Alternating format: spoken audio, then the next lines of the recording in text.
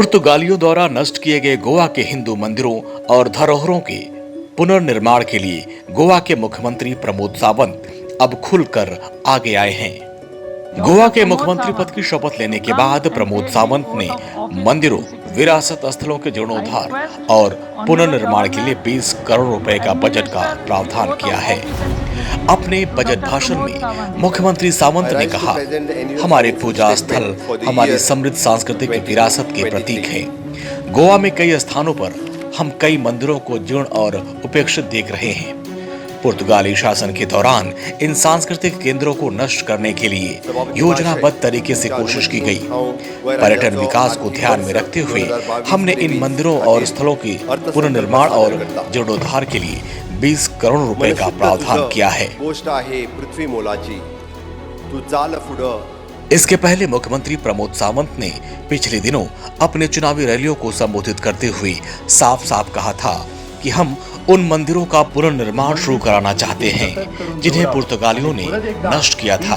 मंदिर संस्कृतीचे जतन करून दवरप आणि परत एकदा तीच देवळां आणि तीच संस्कृती पुनर्स्थापना करपाची ताकद तुमच्याकडे मागता।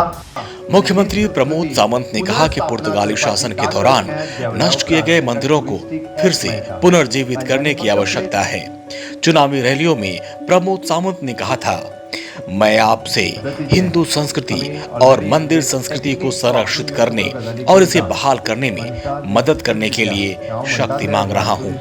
आज सीएम प्रमोद सावंत अपने इसे वादे और संकल्प को पूरा करने जा रहे हैं। गोवा आज भारत के विकसित और पर्यटन क्षेत्र में सबसे संपन्न राज्यों में से एक है। गोवा को उसके मोहक समुद्री किनारों और सुंदर दृश्यों के लिए जाना जाता है, लेकिन आज आपको गोवा में पुर्तगाली या ईसाई छाप ज्यादा देखने को मिलती है, तो उसका भी एक काला अतीत है। जब पुर्तगाली आक्रमणकारियों ने भारत पर हमला किया, तब उन पुर्तगाली मिशनरियों का एकमात्र उद्देश्य था केवल जबरन धर्म परिवर्तन करवाना, लेकिन इससे जुड़े दस्तावेजों को या तो गबन कर लिया गया या फिर नष्ट कर दिया गया। पुर्तगालियों ने गोवा में मंदिरों को ध्वस्त कर दिया। उस समय मंदिर के लिए कोई मरम्मत, रख रखाव, पुनर्निर्माण की अनुमति नहीं थी। उस प्रक्रिया में पूर्व 16वीं शताब्दी के सभी मंदिरों को उजाड़ा गया, ध्वस्त किया गया। लेकिन इतिहास के वामपंथी चाटुकारों ने इसका कहीं भी उल्लेख नहीं किया।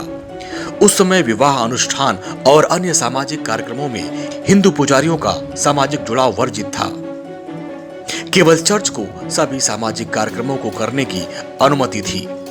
ऐसे में गोवा में मंदिरों और समृद्ध सांस्कृतिक विरासत का पुनर्निर्माण गोवा के इतिहास को पुनर्जीवित कर देगा।